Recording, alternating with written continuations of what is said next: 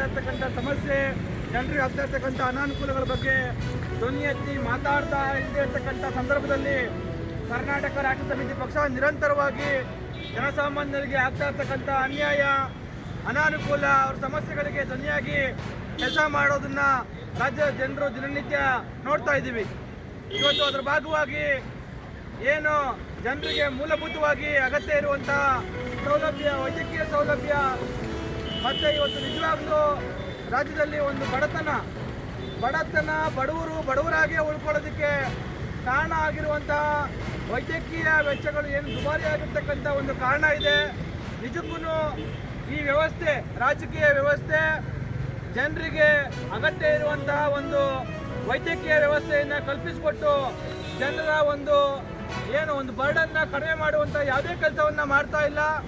ಈಗ ಸದ್ಯ ಇರುವಂತಹ ಸರ್ಕಾರಿ ಆಸ್ಪತ್ರೆಗಳೇನಿದ್ದಾವೆ, ಈಗಾಗಲೇ ಇಡೀ ದೇಶದಲ್ಲಿ ಮತ್ತು ರಾಜ್ಯದಲ್ಲಿ ಜನಸಂಖ್ಯೆಗೆ ಅನುಗುಣವಾಗಿ ಬೇಕಾಗಿರುವಂತಹ ಯಾವುದೇ ರೀತಿಯ ಅಷ್ಟು ಅನುಸಾರವಾಗಿ ಇವತ್ತು ವೈದ್ಯಕೀಯ ಸೌಲಭ್ಯಗಳು ಇಲ್ಲ.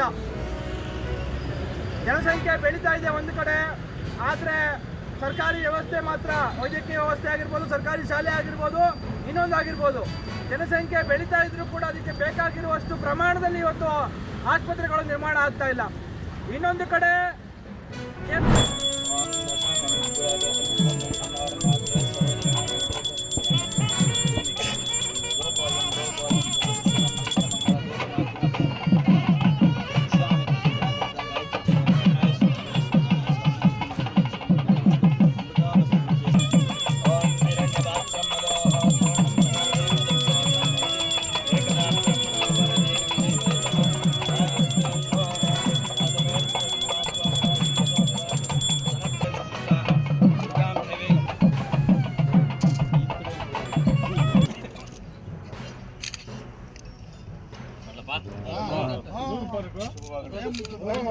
ಗಟ್ಟಿ ಮೇಳ